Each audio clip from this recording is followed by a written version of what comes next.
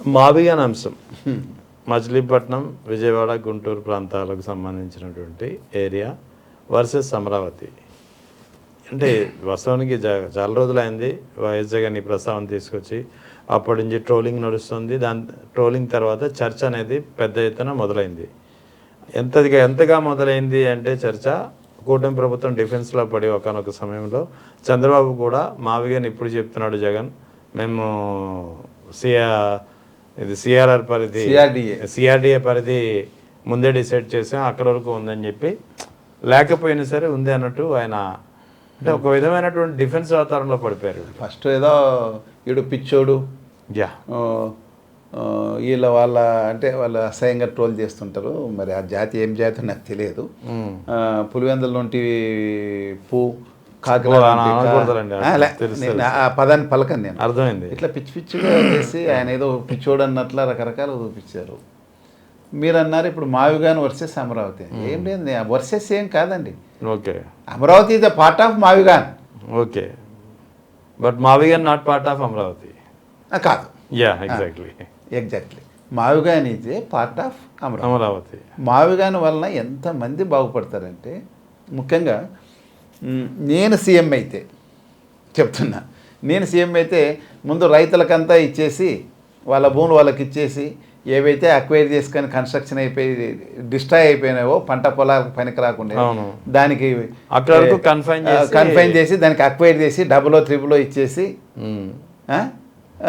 రైతులంతా వాళ్ళ వ్యవసాయం వాళ్ళు చేసుకోమంటే సరిపోతుందండి. ఎందుకంటే అది 3 పంటలు వండేది. అవును, ఇప్పుడే కాదు, ప్రకాశం పంతులు అదే చెప్పాడు. అయ్యా బాబు, ఈ రాజధాని ఏరియాలు వస్తే పోతారని ఆ కాలంలోనే కర్నూలు పెట్టాడు.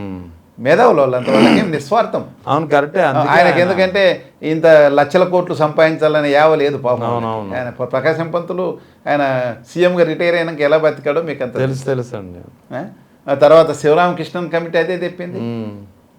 ఈ ఏరియాలో కానీ పెడితే అసలు 3 పంటలు వండేటివి ఏదండి, మనుషులకు ఆహారం లేకుండా పోతుందని ఆ రోజే చెప్పారు, ఈ రోజు చెప్పారు. నేను సీఎం అయితే అదే పని చేస్తాను. నేను సీఎం అయితే ఏం చేస్తాను, ఇప్పుడు మావిగాన్ లేనా కానీ నీకు ఈ బిల్డింగ్ కట్టాలంటే ఎంత లోపలకు పునాది లేలా, ఏం కథ, లూజ్ స్థాయిలో ఆడ అసలు కన్స్ట్రక్షన్ యాక్టివిటీస్ ఉండకూడదు యాక్చువల్గా. అదే కదా శివరామకృష్ణ అని చెప్పింది. నేను ఆన్నే చేస్తానంటే, నువ్వు జనాలంతా నిపుణులంతా ఆడ వద్దంటే నేను ఆన్నే చేస్తానంటే నీ ఇంట్రెస్ట్. వాడెవడో పిచ్చోడు నీకు తెలియకుండా నేను ఇన్ఫ్లుయెన్స్ చేసేసి మనం ముందే ఇక్కడంతా భూములన్నీ కొనుక్కొని ఇక్కడ డిక్లేర్ చేస్తే బాగుంటుందండి అని కుట్ర చేసి 100 ఎకరాలు ఒక్కోరు అక్వైర్ చేసుకొని ముందే వాళ్ళ ఇన్ఫ్లుయెన్స్లో పడి నువ్వు కూడా కొనుక్కున్నావు. నీ మీద కూడా అలిగేషన్స్ ఉన్నాయి, హెరిటేజ్ మీద లేకపోతే బినామీల మీద తీసుకున్నారని, నారాయణ మినిస్టర్ మీద ఉన్నాయి, అందరి మీద ఉన్నాయి. అందరు కూడా ఈవెన్ బాబు మా కేశవ్ గారు, మా కరువు ప్రాంతం నుండి వచ్చిన ఆయన, మా సావుకారులు అంటారు వాళ్ళని, మాకు కూడా మంచి మిత్రుడు వేస్తారు. వారి మీద కూడా అలిగేషన్స్ వచ్చినాయి. అంటే ముందే రాజధాని కాకముందే నువ్వెందుకు ఆడ తీసుకున్నావు అని. కరెక్టే, తీసుకున్నారు. తీసుకొని తర్వాత చెప్పినప్పుడన్నా సర్దుకోలే కదా. నువ్వు ఏది పడితే అదే పట్ట.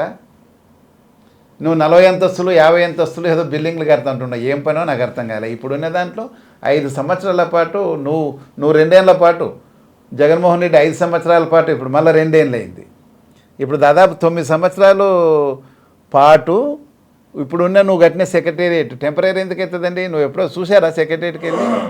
పక్కా బిల్డింగ్స్ అవి, అసెంబ్లీ పక్కా బిల్డింగ్, హైకోర్టు పక్కా బిల్డింగ్.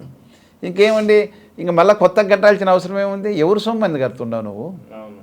ఇవన్నీ నేను పన్నులు కట్టాల్సిందే కదా. అత్యధికంగా పన్నులు కట్టేది తాగుబోతులు పాపం. 100 రూపాయలు సీసా కొంటే 25 రూపాయలు దాని ఖరీదు అవుతుండేది. ఎవరికి? ఈయనకి వెళ్ళేది ఫ్యాక్టరీ వానికి. 75% పన్నే, గవర్నమెంట్ పన్ను. ఆ 25 రూపాయల్లోన షాపు అని మార్జిను ప్లస్ అది మన తయారు చేస్తూనే, మందు తయారు చేస్తూనే వాటా. మిగతా 75 నుంచి 80 రూపాయలు ట్యాక్సే కడుతున్నారు. అవును, ఇన్కమ్ ట్యాక్స్ కడుతుండే కాదు, ట్యాక్స్ కడుతుండేది. నువ్వు అగ్గిపేట కొంటే కూడా నీకు 60-70 పైసలు రూపాయి అగ్గిపెట్టి ఉంది అనుకోండి. ఇప్పుడు రూపాయికి ఎదురాడు 5 రూపాయలు అగ్గిపెట్టి అనుకోండి, నువ్వు 4 రూపాయల పైన నువ్వు సెంట్రల్ ఎక్సైజ్ అవన్నీ చాలా ఉంటాయి దానికి, అగ్గిపెట్టకు కూడా.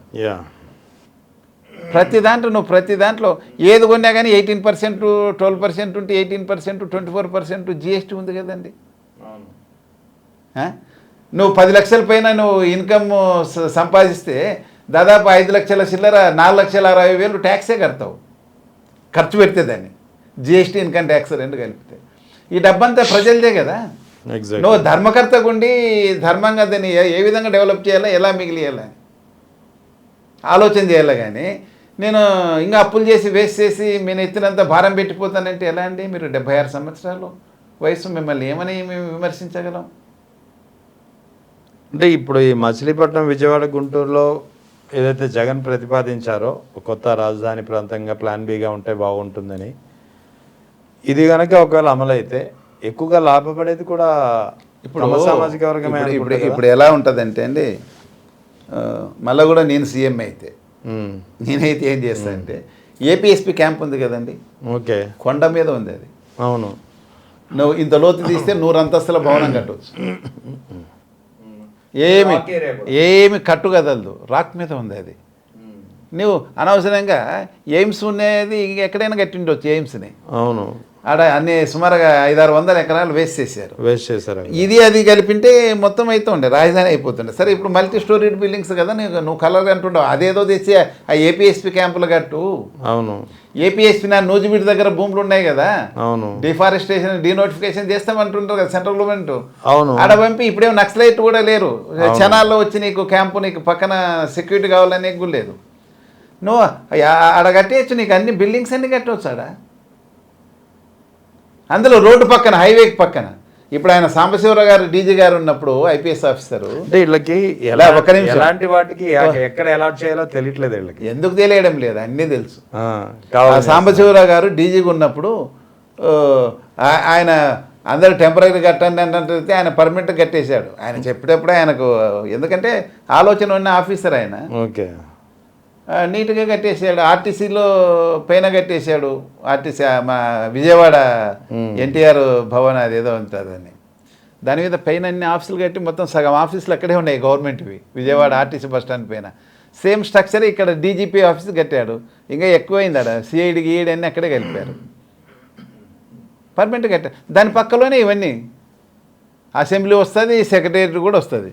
కరెక్ట్గా నువ్వు మల్టీ స్టోరీడ్ బిల్డింగ్స్ కట్టేస్తే నీ ప్లాన్ అది అన్నప్పుడు ఆ ఏపీఎస్పీ క్యాంప్ని పక్కకు తరలించు, నూజివీడికి తరలించు, ఎవరు వద్దంటారు? అంతే అయిపోయింది. నీకు ఇంక వేరే అవసరం ఏం లేదు, నీకు వేరే భూములు అవసరం లేదు, అన్నీ అక్కడే వచ్చేస్తాయి. మల్టీ స్టోరీడ్ బిల్డింగ్స్ కదా నువ్వు ప్లాన్ చేస్తున్నావు, ఈడొచ్చి కట్టు, ఎవరికి ఇబ్బంది ఉండదు. పక్కనే హైవే పక్కన ఉంటాయి, ప్రజలకు కూడా అందుబాటులో ఉంటాయి. ఇప్పుడు వాటికి పోవాలంటే, ఏదైనా అమరావతికి పోవాలంటే సుమారుగా 1000-1500 అవుతాయి పోయిచ్చే ట్యాక్సీలు. కానీ ఎండ, మంచినీళ్ళు దొరకవు. ఎక్కడన్నా రోడ్డు ఆపితే లోపల ఏదో పెద్ద క్యాంటీన్ పెట్టినారో దానికి పోతే కానీ ఫుడ్ దొరకదు. లోపలికి ఎంట్రీ ఎంతమందికి దొరుకుతుంది? బయట టీ నీళ్ళు దొరకవు. ఏమా ప్రజలకు అంత ఇది. పైగా ఈ కొత్త కాన్సెప్ట్ వచ్చిన తర్వాత, గ్రామ సచివాలయాలు వచ్చిన తర్వాత, జగన్మోహన్ రెడ్డి గారు తెచ్చిన తర్వాత నీకు తాలూకా ఆఫీస్కి పోయే పని కూడా లేదండి, మండల హెడ్ క్వార్టర్స్కి పోయే పని కూడా లేదు. పల్లెల నుంచి నువ్వు అడుగు పెట్టాల్సిన పనిలే. 2-3 క్లస్టర్ విలేజ్లు ఉంటే ఒక క్లస్టర్ విలేజ్ వస్తే పని అయిపోతుంది. నీకు రాజధానికి ఎవడికి వస్తాడు? నువ్వు అన్ని మల్టీ స్టోరీడ్ బిల్డింగ్ కట్టాల్సిన అవసరం ఉంది. దాన్ని కూడా డీసెంట్రలైజ్ చేయమంటున్నాడు కదా నిపుణుల కమిటీ. ఏదో చెప్పేసి శివరామకృష్ణ ఏం చెప్తున్నాడు, డీసెంట్రలైజ్ చేయమంటున్నాడు. ఒకవేళ ఏదైనా నీకు ఆక్వా ప్రోడక్ట్స్ గురించి ఉన్నప్పుడు ఆ సముద్రం పక్కన ఏదో కట్టమంటున్నాడు ఆయన.